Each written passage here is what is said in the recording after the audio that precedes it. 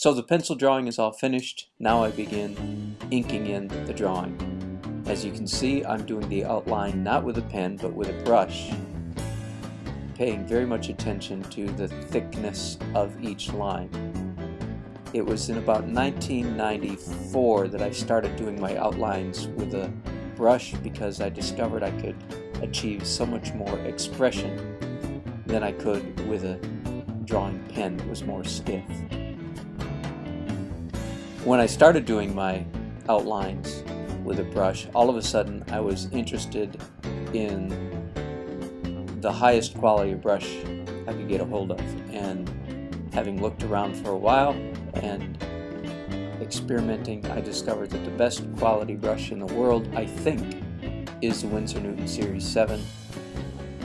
If you are a brush manufacturer and you're listening to this and you think you've got a better one, by all means please send me one and I'll test it out and give you a fair appraisal.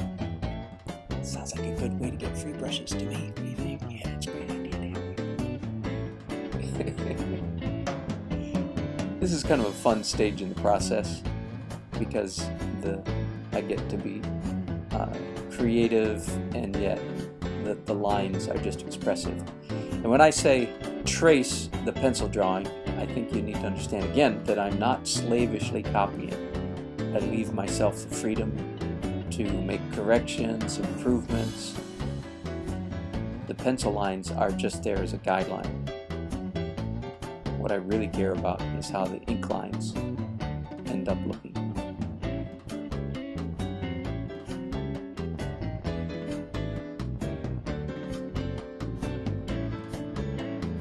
One of the changes that you'll notice when I go to the final airbrush stage is that I change Truman's eyeballs. It's a long story, but when I added the wooden shield to his right hand, it turns out I lost some of the melodramatic effect of his gesture, and it no longer made sense for him to be looking up. It just looks like he's looking at something in the rafters. It doesn't make any sense. So I had to change his expression so that he's looking down, not up. It's funny how just the addition of the shield and covering up his right hand changes his demeanor.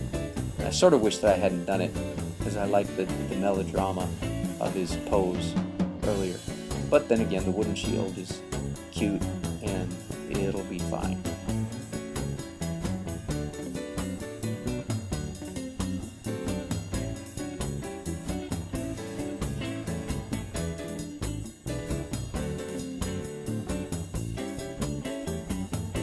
I had a lot of fun coming up with different costuming for all of these characters, and I'm not at all sure that they're consistent. I'm far from an expert on medieval costume, although I like the puff sleeves on my girl there. And the youngest boy with the sword, or the main boy with the sword, is wearing what looks to me like a newspaper hat that he folded out of paper, which certainly doesn't fit in with the plastic helmet that the dad is wearing sitting on the floor. But that's the nature of community theater.